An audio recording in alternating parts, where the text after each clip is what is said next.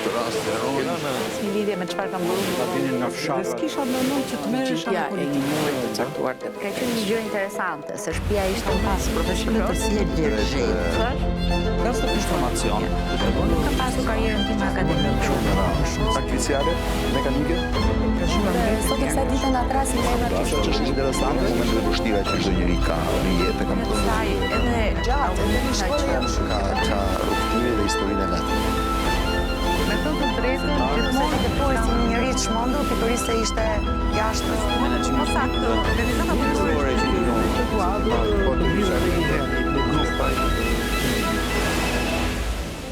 Ju përshëndes nga studio e emisionit Intervju. Kam kënaqësinë të kem në studio zotin Arben Malaj. Mirë se erdhe, shumë kënaqësi që të kam në studio. Faleminderit edhe për këtë bashkëbisedim.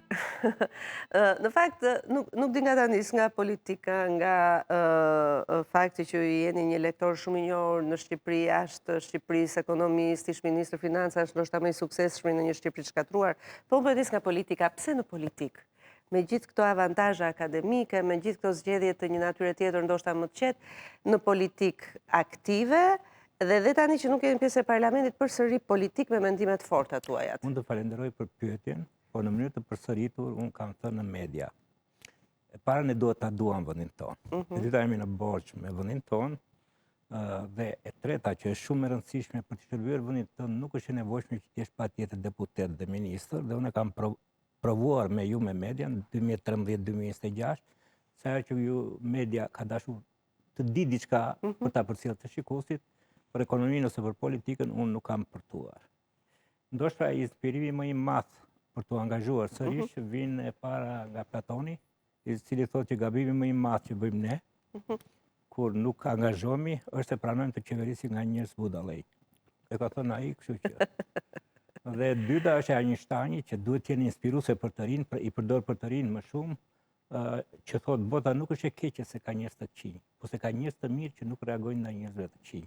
Dhe unë besoj ajo që ka ndodhur në Vlorë gjatë këtyre 13 viteve, ku Rama ka krijuar debat deri hakmarrës ndaj kryetarit bashkisë, e filloi me Gjikën, e vazhdoi me Lelin, me Ermalin, tani nuk e di si do ta mbaroj me Zonjën, po koha është e shkurtër dhe shpresoj që t'i jap autoritetin që ajo meriton për të qenë një konkurruese përsëri. Dhe me që s'do ulëm të Vlora, ju do kandidojnë si kandidat i pavarur për Bashkinë e Vlorës? Po, unë duhet të kthehem, jam në pension intelektual, bashkë me bashorten. Tirana më duket tani e lodhshme, e mbi ngarkuar, konsiderohet nga qytetet që ka më shumë dojtje, dhe duhet të kthehem në Vlorë. Po nuk është e lehtë Vlora, ju e dini, Vlora është pak e vështirë.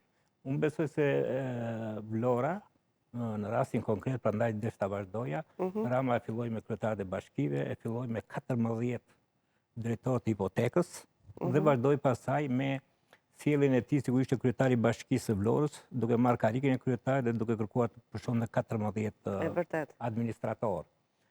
Po të shikoj me kujdes Vlorën, Vlora ka reaguar deri tani me heshtje.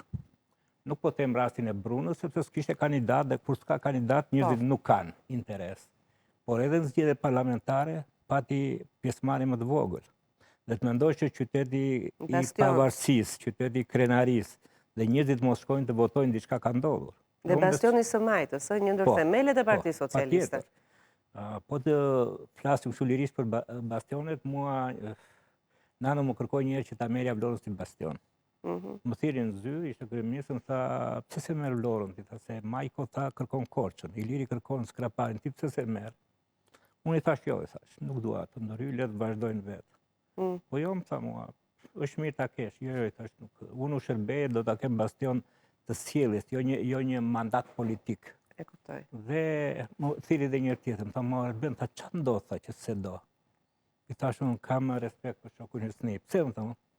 Hysni ka po i thash thoshte që Vlora është e bukur kur e shikon nga kodrat, por kur futesh brenda të shqyen, sepse ka një lloj që është keq, ka një lloj luftimi të heshtur midis grupeve, që një grup përfaqëson lumën e Vlorës, që një grup përfaqëson Bregdetin, dhe ne si politikanë kemi bërë një, si të thua, është një dëm të madh Vlorës, duke konsideruar që është bastion vetëm i të majtës, sepse unë jam ekonomist. Dhe mentaliteti politik në Shqipëri është i keq.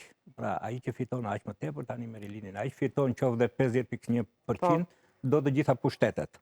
E qartë. Mirë po, të gjitha studimet tregojnë që vendet zhvillohen kur krijojnë barazi. E qartë. Dhe në qoftë se ti merr të gjitha pushtetet, ti merr qeverinë, ti merr parlamentin, ti merr prefekturën, ti merr qarkun, ti merr bashkinë, ti merr administratën, ti vret shpirtërisht, sidomos të rinjt, pjesën tjetër. Po e zëmë se është 40%. Por nuk ka gjë më të keqe për vendin kur 40% e popullsisë ndihet e braktisur, e përjashtuar. Aq më keq për një qytet. Kështu që thelbi konkurimin tim do të jetë barazia e mundësive. Prandaj kandidoj pavarur. Për mua nuk ka rëndësi kujt parti është. Po shumë e bukur Vlora në fakt. Edhe është sa që e bukur sa që edhe kur ja di këto, edhe kur ja di këto luftrat, kulisat e brendshme, mjafton ta shikosh, mirë ka thënë ai që ka thënë, mjafton ta shikosh Vlorën nga lart edhe kudo ku shkoj, kudo që vete, Vlorën e ka me vete, se Vlora është pjesë e ADN-s. Po, unë kam një shqetësim. E kam diskutuar që në 2004 me Shtim Gjikën dhe ai mund ta pranoj. Vlora nuk është lungëmarrje. Ne që atëherë unë e bisedova, i mora le kryeministrit Nano ta nis këtë iniciativë që Vlora të zgjerohet të merrte Kaninën edhe Panajan. Me të drejtë, për shkak edhe të pushtetit kufizuar, fondet kufizuara, shpëtimi në atë kohë tha nuk është koha, tha. Dhe unë prapë këmbul që Vlora është në versionin e Milanos, Milano 1, Milano 2. Vlora, që ai rreth i vogël, është në atë përcaktimin që Shqipëria do bëhet me shtende, shqiptarët do bëhen më të varfër. Kështu që ajo si thua do jetë mollë ndaluar. Tani gjithë këta çifte të reja, gjitha një që s'kan të ardhura për të përballuar këtë rritje çmimesh bile u bien të ardhurat reale, se do rriten shtëpitë, do rriten pasuritë e patunshme, do rriten ushqimet, do rriten shërbimet. Sepse është ajo që thot tani kryetari i Bashkisë së Athinës, që ne kemi 800.000 banorë, po kemi 14 milion turistë. Dhe në qoftë se nuk ka një vizion për Vlora 2, Vlora do të mbrish shumë shpejt në situatën që është Amsterdami, Barcelona, qytetet e mëdha, që do të ndalojë çdo ndërtim, do mundohet të kufizojë turistët dhe turistët nga një ardhur e përkohshme do krijojnë një problem. E qartë. Kështu që nuk ndërtohet Vlora me dhënë leje në çdo cep, s'po mbetet më asnjë lulishte. E qartë, e vërtet. Presim të shohim platformën tuaj për këtë, dhe Vlora është vërtet është e bukur, kaq. Mjafton ta shohësh dhe të mbyllet goja, nga ato bukuritë që të merr gojën. Është e bukur, po nga bukuria që ka dhënë natyra, të cilën ne po e vrasim. Absolutisht, sado që Vlorën e ka ngoditur, prap mbetet e bukur nga ato bukuritë e mirëfillta që kur zgjohet të mëngjes është e bukur e s'kesh të thuash. Po dresi ato vajzat e bukura që më shumë kanë kosto nga bukuria se sa përfitimi. Fatkeqësi Shqipëria është e bukur, thoshte dikur një grua e bukur, po mirë. Dua të ndalem te një fotografi që e pam pak më parë në një mur, është muri i kryeministrisë 98 mos ka në vitin në shtator 1998. Mbasi ndodhi kryengritja. Kjo është pjesë e kryeministrisë, si e mbani mend atë moment kur hyt në kryeministri, gjendet një kryeministri me plumba? Jo, ishim brenda dhe kemi ikë të fundit 2-3 veta. Shiko, gjëja e parë dhe unë prandaj vlerësoj Nanon ishte që si thua ndërtoi një paqe sociale. Ne gjetëm Shqipërinë në luftë 97-98. Në shtator 98 ndodhi vrasja e Azem Hajdarit dhe pati revolta. Sigurisht që revolta do kishte në çdo vend të botës. Por që të marrësh një arkivole, të bjesh derës së kryeministrit, që ta futesh në arkivole duke gjetur aty ku punon, është e tmerrshme. Partia Demokratike ishte vetëm një parti politike në botë që rrëmbem tank dhe vendoste selia e saj.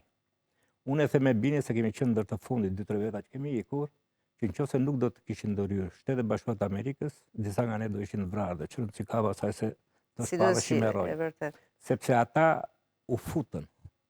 Gjithë meraku jonë ishte të mos vrite njëri, sepse ishte si të hidhje benzin zjarrit. Se tani thonë të vret garda sepse ka rregullat e saj.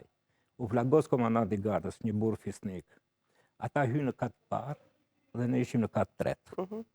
Dhe ata filluan të godisin me breshëri nëpër mure, pa parë për asgjë fare, dhe ne mbroheshim në shtyllat e betonit. Nuk ishte mençuri kur e mendoj tani, por atëherë mendonim që nuk do i braktisur gjithçka. Dhe në këtë aspekt, muret ishin të gjithë shosh. Kur është bërë kjo foto? Duhet thënë konkretisht ato ditë apo një ditë pas asaj? Po, një ditë pas asaj dhe është e tmerrshme. Shikoni si janë çfarë, është betonaj, mendoni me çfarë është goditur. Po, e kemi parasysh ato pamje. Dhe në katë dytë, kur erdhëm në katë dytë, pastaj si duket, komunikuar me Saliun dhe ai tërhoqi. Sepse turmat janë turma, dalin jashtë kontrollit. Absolutisht, në mënyrë absolute. Si e kujtoni Fatos Nanon? Çfarë ka qenë Fatos Nanon? Raporti juaj me Nanon dhe çfarë gjurmë la në politikën tonë? Shiko, unë kam pasur marrëdhënie të veçanta të përcaktuara nga Nano, sepse ai të zgjidhte të promovonte ose të thoshte aty ku je vazhdo. Kështu që kam pas një mbështetje që në fillim. Nano duke qenë në burg politik dhe duke qenë se faktori ndërkombëtar, duke parë agresivitetin e madh kundër partive politike, kërkonte një fytyrë tjetër nga e majta, sepse ishte edhe partia më e fortë në mbështetje. Dhe Nano nga burgu konceptoi modelin e laboristëve, që kryetarët e komisioneve do të ishin ministrat e ardhshëm. Laboristët kanë kështu që këtu është qeveria përballë, këtu është ministri hije. Ai e bën luftën ballë përballë që të fitoj besimin publik. Dhe Nano që atëre nga burgu më propozoi që të isha kryetari i komisionit të financës, pa disa reagime nga ish profesorët e mi, nga doli si doli, megjithëse gjithë më kishin vënë dieta, po në fundit ishte vendimi i Nanos dhe e vërteta ndodhi që pasi ne morëm pushtetin, pavarësisht si u rrotulluan gjërat, unë isha, si thua, ministri financat vendit tim në krizën e tim më të rëndë. Nano ishte filozofik, ishte vizionar në ato që desh të bënte dhe në ato që konturuam, se shqiptarët e harrojnë që hapi parë drejt Bashkimit Evropian ishte marrëveshja e stabilizim asocimit. Është nënshkruar në 2003 nga qeveria jonë, e ka nënshkruar Nano me Romano Prodi dhe pastaj filluan hapat e tjera. Pra, ne kemi qenë së bashku në konferencën e Salonikut ku deklarua qartë pas samitit Zagrebit që Ballkani Perëndimor do të vendi BE-s. Nuk të hynte në detaje, nuk të kërkonte ta shkelje ligjit, paktën nuk kam pas asnjë rast, dhe mbi gjitha merita e tij që krijoi një trashëgimi duke qenë gjallë, se kur vdes të gjithë fillojnë. Pra, Nano edhe gjallë krijoi trashëgimimin e respektueshëm nga gjitha partitë politike dhe opinioni publik, që ishte njëri mendje hapur, që e lejonte mendimin e lirë, nuk e penalizonte mendimin ndryshe, dhe ai kishte filozofinë e tij, do të ndajmë pushtet për të bërë shtet. E qartë. Që dallon 100% sot nga fakti që do përqendrohen të gjitha pushtetet për të mos bërë shtet. Si e keni njohur Edi Ramën? Edi Ramën e kam njohur herën e parë fizikisht, kur i vdiqi jati dhe ne shkuam me Nanon atje, Blushin, ishim një grup të shtëpia për ta ngushëlluar. Perceptimi si u fut në politikë. Si erdhi tek ju? Nano kishte një teori me gjithë ta që e kritikonin. Dhe me të drejtë, thoshte në vend që të më thoni si bëhet, hajde ti pastrojmë bashkë gjithë jashtëqitjet. Nëse ju thjesht më rini tutje më kritikoni mua, dhe si duket në atë rast Rama ra dakord dhe ka një gjë të lezetshme që dekreti mbi tavolinë për ta firmosur Nano, se ishin bërë disa ndryshime në qeveri, ishte me emrin Luana Rama. Pasaj bisede kur Edi pranoi, u bëm Edi Rama dhe Nano tha emrin ndryshua mbi emrin e mbajtër. Me Ramën kam pas një gjë që në fillim që ja kam thënë dhe Nano se them publikisht për mua nuk ka asnjë qelisë shtetformuese. Ka të emocioni, ka të karizmën, nuk e njeh shtetin, nuk pranon të këshillohet, denigron këshilltarët e brendshëm, beson në mënyrë a priori vetëm profesorët e huaj dhe këshilltarët e huaj, po pa njëjtë të kulturën e vendit tënd, nuk mund të dëgjosh vetëm të huajt, dhe qeveris me një model që e ka kopjuar nga këshilltari i tij kryesor Tony Blairi. Pra Tony Blairi njihet që krijoi atë sistemin qeverisës që quhej qeveria Guzhinës. Pra 2-3 veta, ministrat kryesor, disa nga stafi politik dhe gjithë ministrat e tjerë ishin në atë rrethin e tyre. Kështu që nuk i kemi pas marrëdhënie që të mirë, po unë nuk e kam goditur, më ka goditur shumë barbarisht. Para disa ditësh pata një prononcim në një emision që i thash më ka goditur kafshërisht. Dhe njerëzit thoshte ç'është kjo. Në fakt, shpirti kafshëror të liderët është term i shkenca politike dhe është trajtuar nga një profesor i shkenca politike që është David Brooks. Dhe në këtë mënyrë, ajo ishte metafora, dhe unë prapim vetëm asaj metafora. Rama është viktim e përbindshave të brendshëm të tij dhe përbindshat e politikanët janë trajtuar nga shkencëtarë. Kështu që mos shikoni. Ka shumë pushtet. Mund të ketë përbindsha brenda vetes Ramës, se ka gjithë pushtetin. Po jo vetëm ato, ne duhet pranojmë që nga Freudi, instinktet e brendshme i do të Po duket se në kaq pushtet sa kanë Shqipëri, duket sikur ai mund negocioj vetëm me Zotin, se me tokësorët këtu te ne unë nuk dua të kam. jem shumë i kujdesshëm, por unë i kam bërë një përcaktim, duke qenë se më shumë jam studius, që forma e qeverisjes së Edi Ramës është mbretëri kryeministrore. Dhe para pak ditësh, një studius shumë i mirë i Universitetit e Jellit ka bërë një libër Tirania dhe leksionet për shekulin 21. Dhe si thua, analizon me skanë tredimensionale se çfarë ndodh me autokratët që kanë një risk të bëhen në neodiktator. Dhe ajo që dua të theksoj, më falë, Magna Carta, që është karta më e madhe e lirive, e 1215-ës, 811 vjet më parë, përcaktoi për herë të parë kufizimin e pushtetit të mbretërve. Pas asaj vim tek presidenti George Washington, i cili fitoi 2 mandate dhe të gjithë për atë krenari që krijoi ju lutën që të merrte një mandat tretë. Dhe përgjigjja e tij që vlen për Ramën me shok këta politikanët tanë që janë si ajo që thot Fanoli, që me thonje mbajnë karrigen edhe po të kullojnë gjak, duhet të mësojnë nga këta lidera. Unë jam i inspiruar, unë nuk jam për pushtetet. Dhe ai tha, unë nuk e munda një mbret për të bërë vetë mbret. Dhe nga 1215 jemi në 811 vjet më vonë, kur duke shkelur gjitha parimet e kartës së madhe të lirisë, ne kemi lider që duan pushtet absolut dhe të përjetshëm. Sepse edhe Berisha, edhe Rama, në intervistat e tyre të veçanta kanë theksuar, unë iki nga pushteti kur dua unë, ose kur të më marrë Zoti. E kuptoj, edhe në fakt po ndodh, janë momente dinamike të dyja partit. Lëvizja e Spiropalit, si e shihni ju brenda PS-s? Shiko, unë kam qenë themelues i lëvizjes LMN-s. Lëvizja e mendimit ndryshe. E kam prezantuar te UET-ja në praninë të disa liderëve të Partisë Socialiste dhe jam partizan gjithmonë që ajo barazia e mundësive që duhet të ketë shoqëria është pikërisht e realizueshme kur ka mendim ndryshe, kur ka mendim të lirë dhe kur ka iniciativa. Në këtë aspekt unë e vlerësoj Spiropalin që ka marrë një iniciativë, por i publikisht e këshilloj, kam folur vetëm një herë, që duhet krijoj profilin e liderit dhe koha ikën me vrap.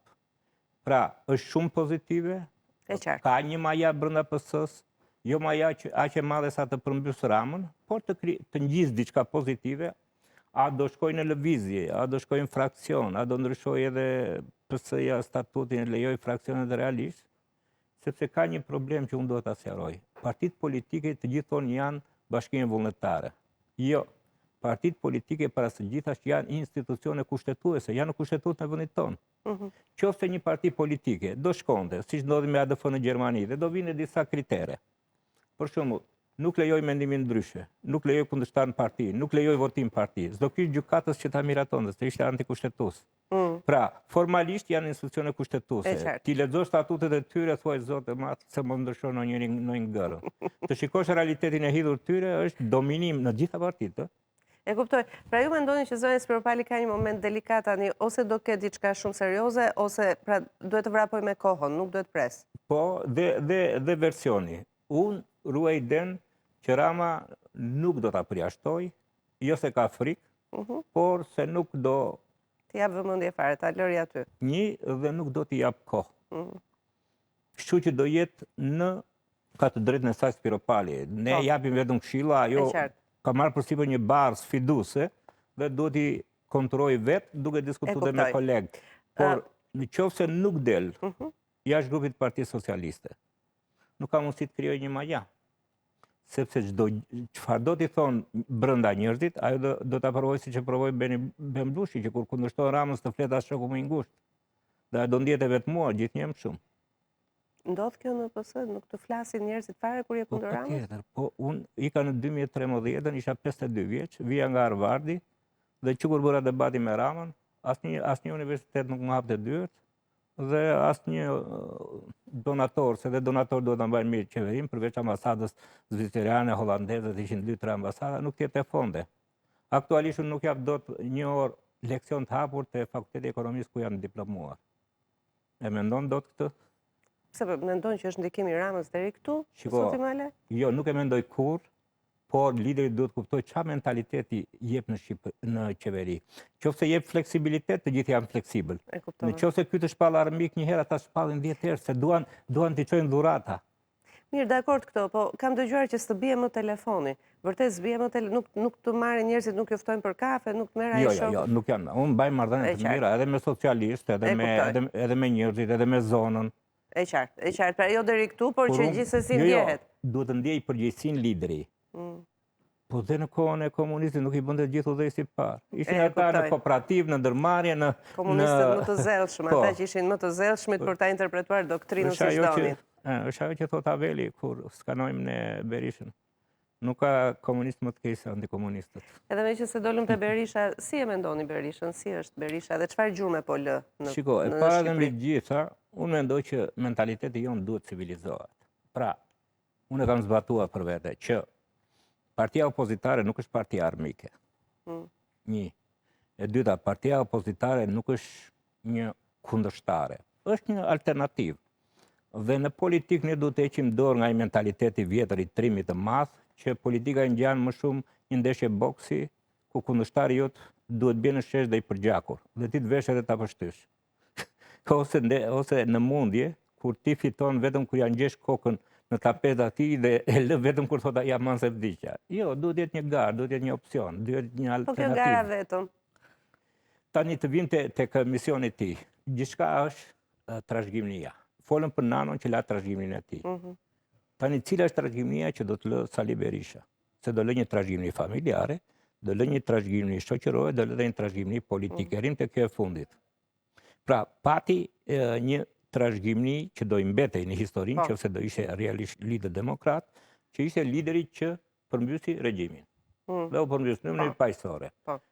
Do ishte lideri që 3 vitet e para bëri reformat më të shtrenjta, më të rënda për popullin në ekonomi, por duke qenë i pa formatuar si lider politik, ai nuk e pranonte që bota ta vlerësonte shumë për reformat dhe populli i tij që vuante nga kostot e reformave ta rrëzonte me referendum. Gjithçka e trashëgimisë së tij pozitive u prish në 1994, kur humbi referendumin. Po, referendumin që atëherë të gjitha strukturat e shtetit u kthyen në struktura armiqësore me socialistët dhe i trajtuan në disa raste edhe në mënyrë barbare, me rrahje në përkomisione, me rrëmbimet pasaj kështu. Kështu që për mua, po të ishte, unë kam biseduar dhe me kolegë nga Partia Demokratike. Le t'i bënin siç do të botë, t'i bënin një akademi, Berisha, ta bënin president deri, të hiqte dorë. Se tani, ndonjëherë kush i rrëzoi këta të mëdhenj? Kolin kush e rrëzoi? Merkel, vajza e tij. Thatcherin kush e rrëzoi? E rrëzuan njerëzit më të besuar se i thanë ti je zonjë hekurt, po populli është poshtë. Nuk mund të jesh kaq e pa shpirt me britanikët. Tony Blair i ka ikur nga pushteti vetëm për një prishje marrëveshje me Gordon Brown, ministri i tij financa 10 vjet. Vetëm se s'mbajti premtimin që pas 10 vjetësh do ja kalonte atij. Kështu që në këtë aspekt ne kemi plot shembuj këta. Po ndoshta për Berishën nuk vleti dhe rasti i Le Pen, sepse vajza ja mori partin babait dhe gjëja e parë që bëri përjashtoi babain. Ka shumë mundësi. Nuk e di që nëse Berisha do marr mandatin e kryetarit dhe do të tërhiqet. Nuk besoj se tërhiqet, që të krijojë mundësinë që një ekip i ri pa Berishën të konkurrojë. E kuptoj.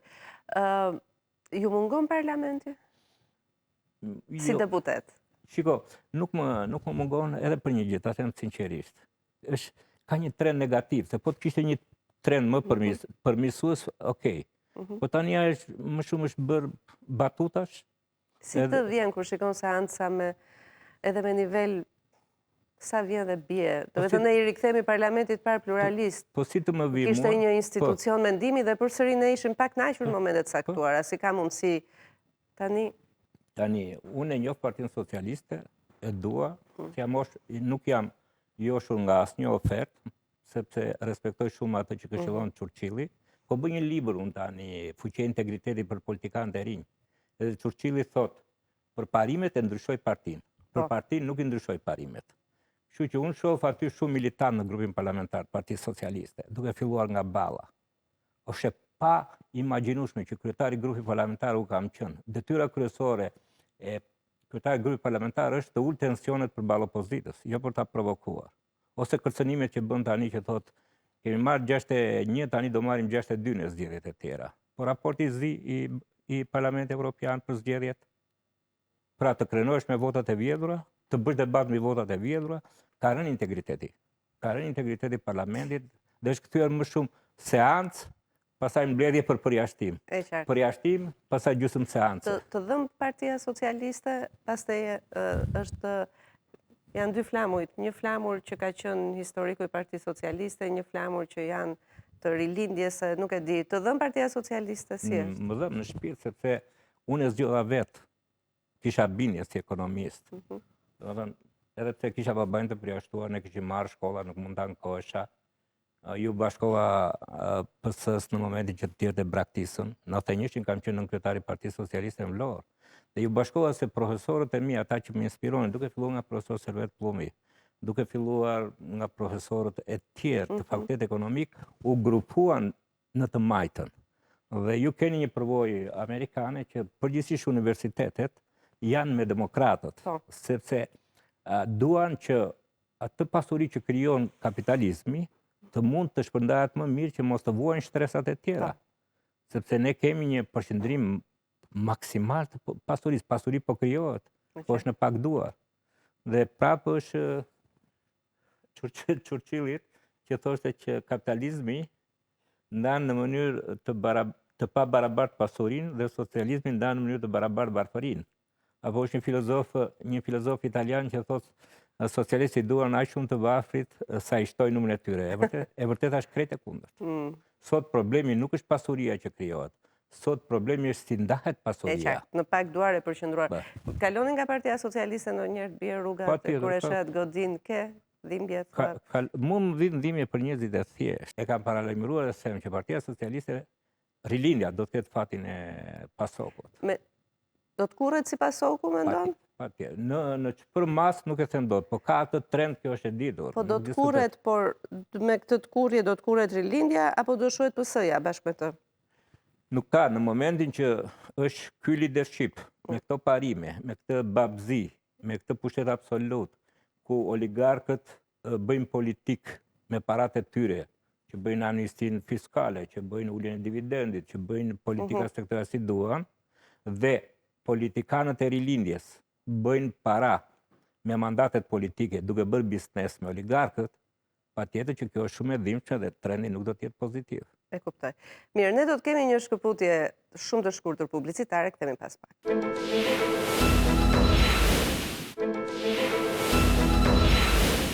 Kthehemi bisedë, jemi me zotin Arben Malaj. Folëm për politikë goxha, por duhet ndalem pak në ekonomi. Ju morët financat e Shqipërisë në çfarë viti? Në vitin 1997. Si ishim në 1997? Unë po bëj një libër edhe për skemat piramidale, si detyrimi historisë që ka kaluar Shqipëria. Njerëzit e harrojnë që skemat piramidale në Shqipëri ishin një marrëzi varfëruse, dhe shpreha që më ka prekur në shpirt ishte para disa vite BBC-ja erdhi më kontaktoi dhe deshtakonte një 2 viktima. Të kuptojmë deri ku mbriti ajo çmenduria, që dhe morëm në intervistë një nga viktimat dhe i thash thuaja në mënyrë më të thjeshtë. Ata e deshën për vendet afrikane për t'i paralajmëruar, për t'i Ndaj tha, ne ishim aq të marrosur, tha, sa dhe vezët që bënin pulat në mëngjes, ne nuk japim fëmijëve që qanin, po e fushnin te skemat piramidale. Në të gjithë historinë botërore, jo deri tani, po ndoshta edhe për disa qindra vjet të tjerë, Shqipëria do të mbetet rasti më drastik. Pse? Në atë kohë Shqipëria kishte GDP-n, produktin e brendshëm bruto, 2.4 miliard dollar. Paratë investuara në skemat piramidale ishin 1.2 miliard, 50% e asaj që prodhonte ekonomia. E dyta, nuk ka një vend tjetër ku shkalla e financa euforike asaj magjepses arriti në 60% të Shqipërisë, 1.8 milion veta. Dhe ajo që do të thoshja është që mungoi për mua skemat ka ndodhur, sepse Berisha mendoi se ishte 96-ta, që do fitoj zgjedhjet dhe do ta menaxhoj.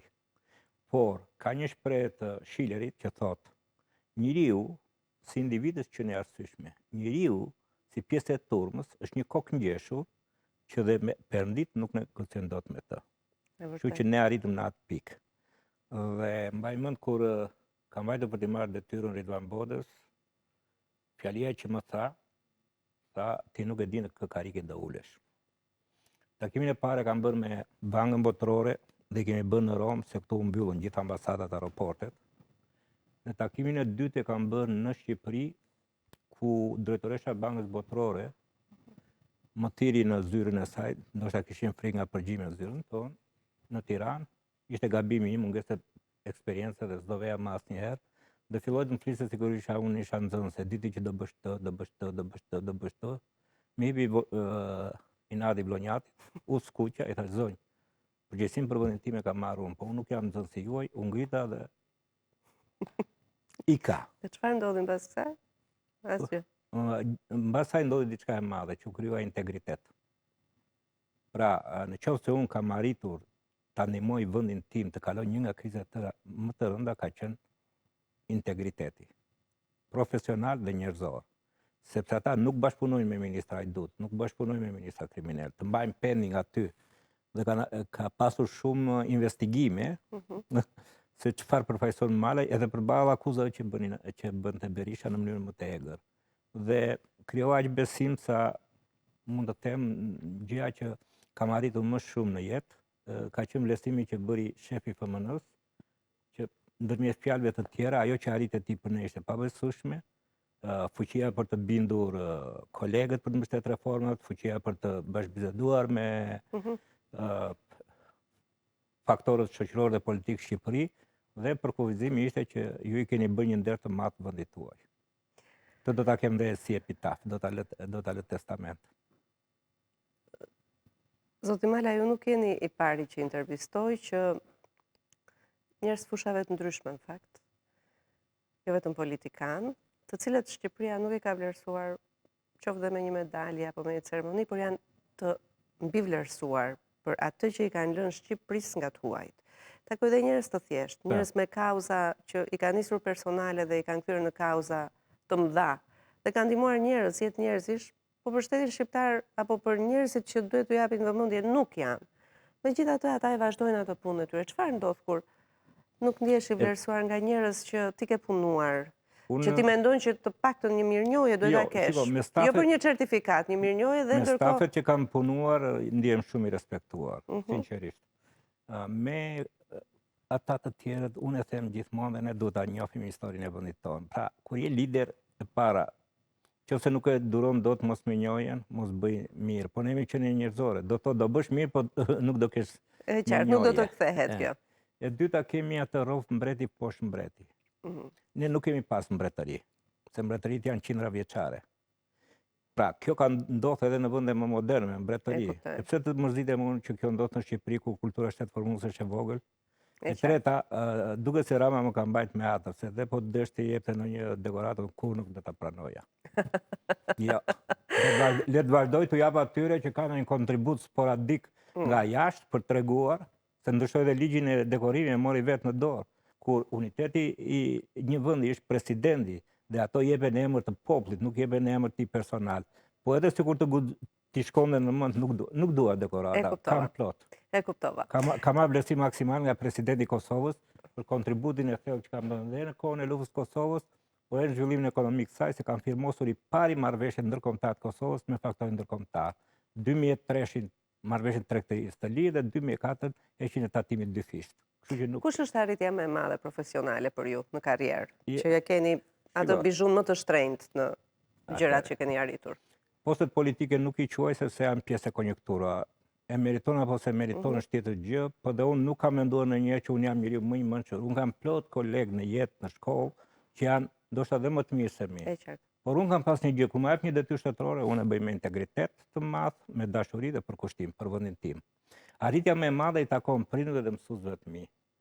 Pra, mua më vjen mirë që kur takoj njerëz nga zonat ku kam punuar, edhe studentë, ata thonë që prindit tan na tregojnë modelin tënd.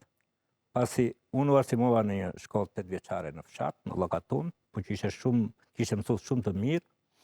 Nuk më dhan shkollë të mesme se kisha 2 vëllezër me universitet. Punova 6 vjet në bujqësi. Shkova 4 vjet natën, shi, breshë, temperaturë, nga Llokatuni vloj, pra punoja deri në orën 2. Vija në shtëpi, haja bukë dhe ikja në këmbë 8% të kohës. në shkollën e mesme Alingjello pa shkëputje nga puna, që ka qenë investimi profesional më i mirë. Pas asaj në universitet dhe së fundi pasaj, ju e dini, senior fellow së stadi më i madh, kur një universitet nuk të fton për të mësuar ty, po të fton për të ndarë ti eksperiencën tënde dhe për të updateur gjithmonë me sfidat. Këtë e kam time nuk ma i do të njëri dhe kjo është arritja me madhe. Shkollë fillore fshati, senior fellow në Universitetin e Harvardit, që për shkenca shoqërore është universitetit nr. 1 në botë. Kam edhe tjetrën, investimin që kam bërë për gocën, ajo, unë mund të bëhesh do investim, unë vetëm e kam inspiruar, një vajzë vetëm e kam baruar matematik në një kolegj, dhe pas asaj ka bërë një master pas pandemisë për supply chain management në Universitetin nr. 1 në botë për inxhinieri, që është Massachusetts Institute of Technology. Dhe ja kam thënë këtë Ramës në parlament kur më shkarkoj me telefon nga banka. Që unë kam kulturën që kanë popujt që kanë përparuar në botë. Që diktatorët, neodiktatorët, mbretërit, autokratët mund të marrin gjithçka.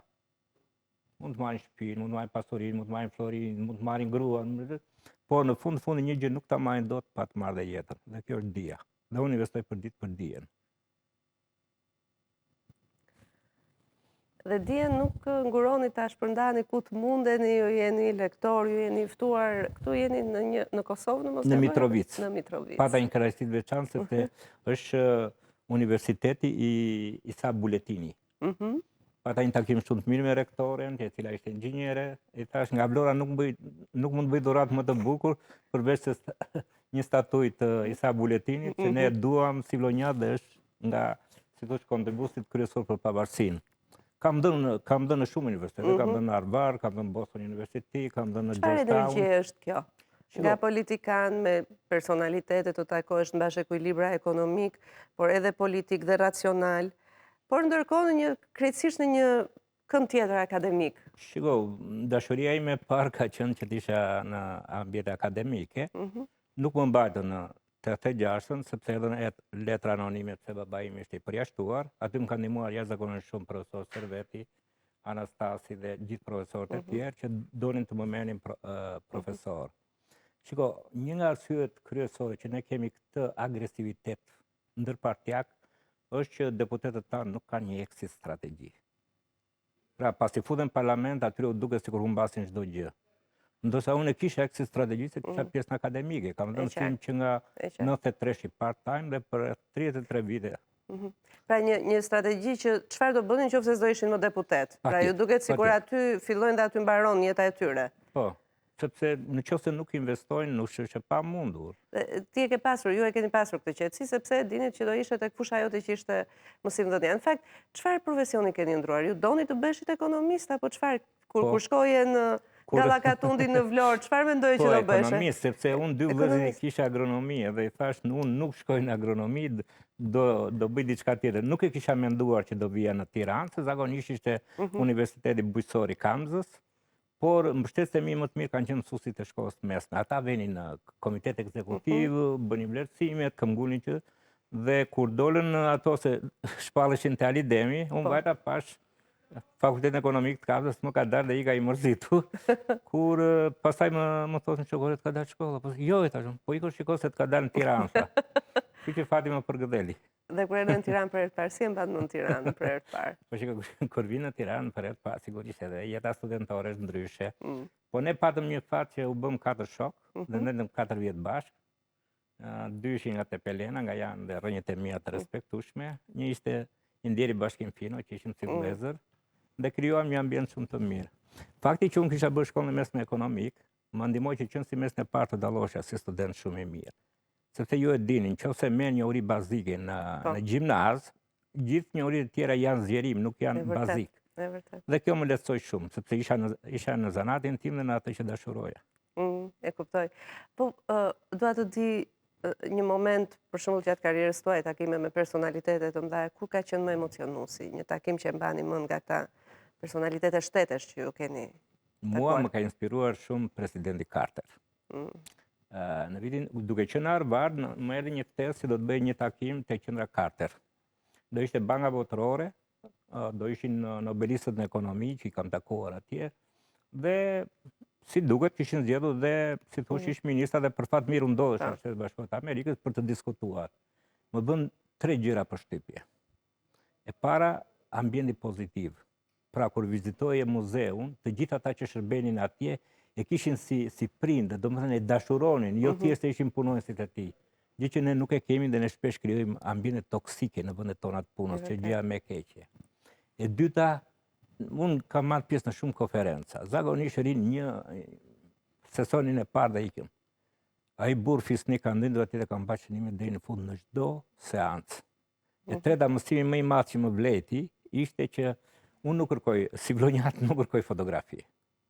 Pse si më duket? Edhe, okej, nuk kanë, ndoshta do ishte më mirë të kisha më shumë fotografi, për çfarë rëndësi ka.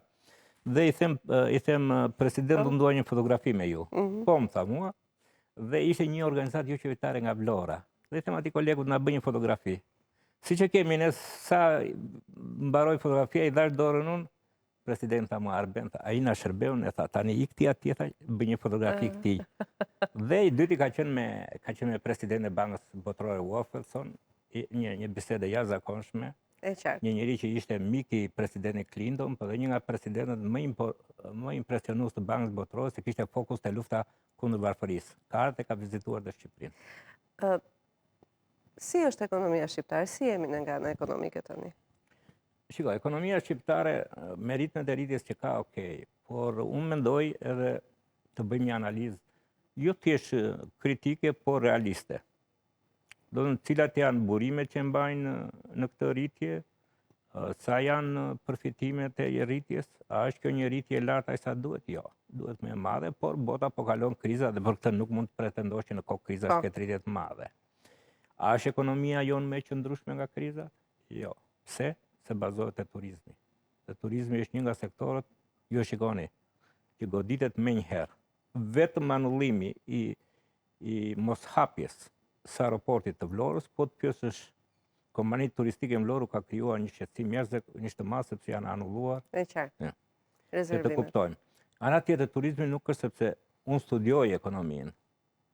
Greqia, Portugalia, Spanja, që u toleruan të futen në BE, për shkak të mos kthimit të diktaturave, në krizën e 2008 dolën vendet më të dobta, sepse paratë e Bashkimit Evropian, liderët politik i përdorën për mbijetesë, jo për reforma strukturore, nuk bën ndryshim të strukturës së tyre. Kështu që sektori dy janë gjërat më kryesore, është përvoja e Bashkimit Evropian që ne duhet bëjmë reforma aty ku përfitimi është më i madh. Një nga idetë e Bashkimit Evropian, ju e dini se kemi diskutuar më duket një herë tjetër, e nisi nga energjia. Dhe në qoftë se ne kemi investime që na garantojnë të na mbrojnë nga goditjet e krizës në sektorin e energjisë, ne kemi bërë një shërbim të madh vendit. Tjetra ka të bëjë me cilësinë e burimeve. Ne nuk investojmë te kapitali njerëzor. Po shikoni Pizën, po shikoni, nuk mundet. Bile unë tani që po mendoj për Vlorën, sinqerisht, edhe sot kam postuar diçka, ne nuk do të ndryshojmë vendin tonë duke bërë konferenca diaspore për universitetet, apo duke fokusuar të gjitha studimet. Dhe në këtë rast ishte një studim i McKinsey, një kompani e madhe, konsulencë në botë, thot asnjë vend nuk mund të ketë një arsimim më të mirë se sa mësuesët e tyre. Dhe nëse cilësia e mësuesve është e dobët, ne do mbetemi të dobët. Kështu që duhem politika, për shembull, studimet tregonin me 90% të tyre që koha, unë e dija 1 deri në 7, tani ka ardhur 1 deri në 5, koha që të bësh investim për të ardhmen e fëmisë është kjo periudhë. Ju e dini shumë mirë që në kulturën japoneze për shembull nëna ka vetëm një funksion, të rrisë fëmijët e edukuar. Të rrisë fëmijët e edukuar, por ne po se filluam nga çerdhet, po se filluam nga kopshet, nuk do të kemi sistem arsimor. Dhe tjetra nuk është si thua faktor kryesor logjistika, çandërtesa. Unë kam parë kolegjin Eton në Angli, është si stallkuar. Po kanë nxjerrë gjithë personalitetet e Anglisë, me atë diktaturë me kamzhik, edhe ashtu i rrifnin, sa të bëhesh. E qartë, po këtu na hyn drejtat e njeriut. Kalojmë në pyetjet e fundit të emisionit që janë për të gjithë të ftuarit. Çfarë do t'i thoshe Arbenit 20 vjeç sot? Sot, të njëjtën gjë. Due vendin tënd, shërbej pas një kusht dhe shërbej me integritet maksimal. Ka qenë ëndra ime dhe them që e kam realizuar dhe jam i kënaqur. Çfarë do t'i thoshit vetes 90 vjeç sot? 90 vjeç, bëu model për të rinjtë e vendit tënd, duke lënë pas një trashëgimi inspiruese. Ju besonin sot? Nuk kam, unë jam Bektashi. Po. Dhe prindërit e mi kanë një merit të jashtëzakonshme për edukatën që më dhanë, sepse ata thoshin, çdo qindark që nuk të takon ty, mos e fut në shtëpi, se nuk është pasuri, po është mallkim. Pra, i lutem Zotit, kur ka momente, që dua një të mirë për këdo. I drejtojmë Zotit, kur ndjej që më luftojnë barbarisht, por nuk dozohem. Por nuk është e bëjërit e fetare. E qartë. Motoja juaj në jetë? Bëu model për gjithë të tjerët. Unë ju falenderoj shumë, Zoti Mala. Ishte shumë kënaqësi të bisedoj me ju. Faleminderit dhe unë ju falenderoj nga zemra që keni mundësinë të shpërndani koncepte, vizione. Sa më shumë njerëzit të dëgjojnë vizione të ndryshme, Absolutisht. aq më shumë ne i ndihmojmë ata që të kuptojnë sfidat e tyre. Absolutisht, edhe aq më tepër me njerëz që kanë dijen tuaj. Faleminderit edhe një herë. Miq, takojmë të dielën e ardhshme, mirupafshim.